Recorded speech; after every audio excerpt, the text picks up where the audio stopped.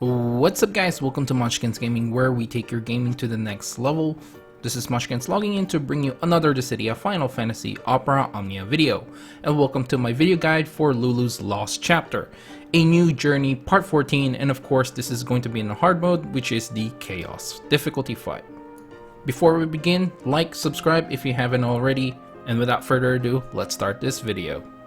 Now, as always, we'll start this off with abilities, weaknesses, resistances, and the elements that the boss can absorb. This is the Heritage Golem. It doesn't have any weaknesses, nor does it have any resistances, or does not have any elements that it can absorb. However, it is quite a unique boss, where even though I say it doesn't have any weaknesses, it does have a certain mechanic to it. So the mechanic that the Heritage Golem has really revolves around its recast ability called Iron Burst and its plus variant. Basically, the Heritage Golem will switch between 3 different modes. The first one is the high defense mode, and then it has the Fire Ice Holy Dark element weakness and the Magic Tough mode as well. Upon using Iron Burst and Iron Burst Plus, it will switch between those 3. It enters in a high defense mode. So Iron Burst is the recast ability that it has. It basically recovers itself from its break status and basically will do a group magic brave attack plus HP attack. This becomes the plus version after the 3rd use. The plus variant increases its brave and is going to be a much powerful version of Iron Burst. Next is Squash, which is a melee brave attack that actually delays the target for 1 turn. Lunge, which is a melee HP attack and also delays the target by 1 turn. Reaper, which is a group melee brave attack which delays the target for another turn. And Wild Charge for a melee brave attack which delays the target for 3 turns. Next up is Tri Attack, which basically reduces the target's brave and will do a melee brave plus HP attack and will inflict a speed down debuff, which also will delay the target by 1 turn. Metal Rush, which is a melee brave attack which has a high turn rate and grants itself a defense up while in high defense mode. Next is Laser Shot version 1, which is a magic brave attack, delays the target for 1 turn. There's a version 2, which delays the target for 2 turns, and version 3, which delays the target for 3 turns. And of course, we will have some sort of text that we will see throughout the fight. The first one is the Heat Up, which basically raises all its stats. Further Heating Up, which further raises all its stats. And finally, it is immune to a lot of debuffs, including attack, defense, speed, initial brave, and max brave down. Now let's go through the general tips and guide. The first one here is to save about, I'd say 60 to 70% of your abilities for the final wave. Honestly, the boss does have a high amount of HP. However, if you do have like characters who save a lot of their abilities or can replenish their abilities, you will find that you will actually have extra abilities through the end of the fight. So if you are planning to bring those characters, then I would suggest you just go a little bit more ham than usual. This is only a 3-wave fight, so you can technically go ham on this one. Next is to bring in the boosted characters. Of course, I would highly recommend both Lulu and Jet. Now, while Wonka is a boosted character, he does not have his EX at this point, and I do feel like he is not going to be worth bringing to a Chaos fight. Other characters that you may want to consider are Warrior of Light, Zack, Bosch, Kryle, Setzer, Irvine, Onion Knight, both here, Yuri, Sarah, King, Tifa, Agrias, Golbez, Emperor Ultimisia, Noctis, Aranea, Vincent, Sephiroth, or Garland. And as for the healers plus Brave Battery options, we have Charlotta, Ram, Aiko, Ignis, Rosa, Kate Sith, or even Ishtola. And for the summon, you can technically bring anyone you want. You can bring Ifrit, Shiva, Ramu brothers for your summon. Okay, now let's talk about the general strategies that I've implemented or noticed that might help you through this fight.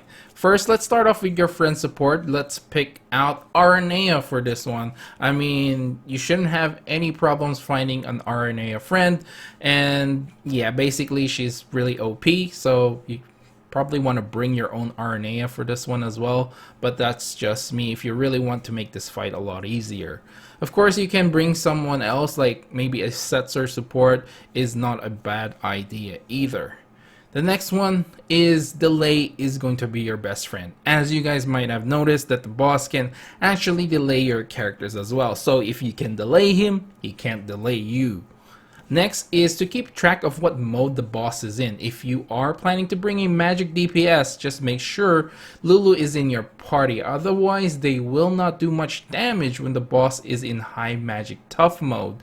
Basically, this is the next mode, I presume, that always happens. I've tried this a few times and it seems to be a magic tough mode after the first Iron Burst. So highly recommend bringing someone that can actually enchant. I know Lulu is not the only one, there are other options at the moment, but however they are quite limited. Like Onion Knight maybe can do pretty well here, definitely can enchant.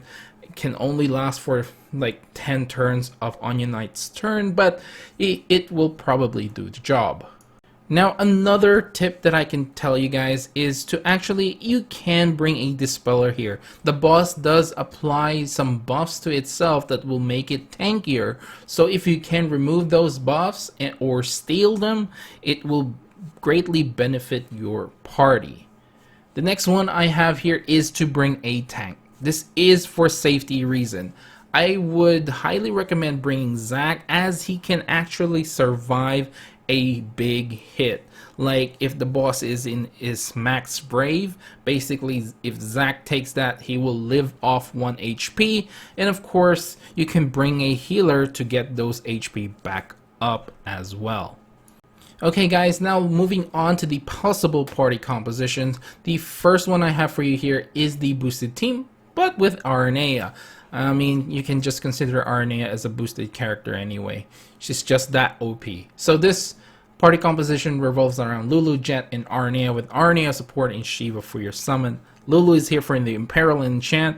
Jet is basically here for big damage. Aranea for big damage as well, and both of these characters actually get free turns if you do break the boss. Aranea for further delay as well.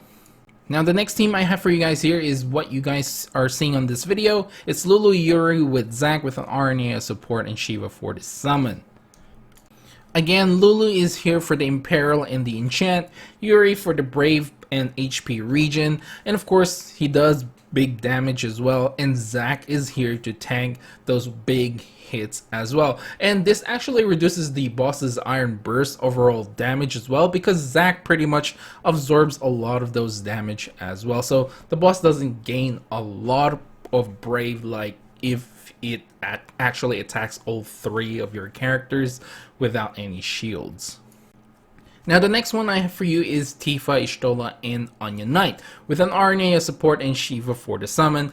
Tifa is here for some big damage and small delay. Y'shtola with a little bit of delay as well as being the Brave battery for the team. Onion Knight for damage, and of course he can actually enchant the ice element for your team as well. So he is pretty good, not as good as Lulu as an Imperiler / Enchanter. However, he can do pretty well. And the last team I have for you guys is going to be Golbez, Yuri, and Warrior of Light with a Setzer support and Brothers for the summon. Golbez is here for basically big damage, and Yuri again for the Brave and HP regen, and of course damage as well. Warrior of Light is here for the provokes and of course the shields to prevent you from dying, and he can heal a little bit as well, so that's a bonus for Warrior of Light. Basically, Golbez and Yuri can imperil their own element that they enchant to themselves, so you will do a lot of damage with these 2 characters. Okay guys, so we're towards the end of this video, and of course I'll give you guys my final thoughts regarding this Chaos fight. Honestly, this fight can be very dangerous. I would have to say the boss can basically have 2 turns in a row if you're not very careful. And the biggest thing here, I think, and I do believe it in the bottom of my heart, is just to bring a tank. Just bring a tank and you should be safe to spam your skills. And basically, if you have Zack, it's a lot easier. You do not need an Imperaler / Enchanter to beat this fight. However, it does help to have Lulu or Omnia Knight in your composition, because they do imperil and enchant the entire party. So again, if you are well prepared for this chaos fight, then this chaos fight is nothing to be scared of. However, if you do not have an enchanter, it can be a little bit tricky to work around the mechanic of the boss. You just have to pay attention which mode it's in, basically, and it may take a couple of tries, but you should be able to get there. So again, in just a summary, the biggest takeaway is bring a tank. If you have an enchanter / imperaler, use them. You do not need to enchant your entire party. You can have a tank and 2 imperalers, basically, that can imperil their own element, just like my last party composition suggestion, like Warrior of Light, and then you got Golbez and you got Yuri as well. You can interchange that with Omnia Knight or Kryle. I believe she does that as well, and she's a good Brave Battery option as well. You can obviously replace Warrior of Light with Zac as well if you want more of a offensive tank as well.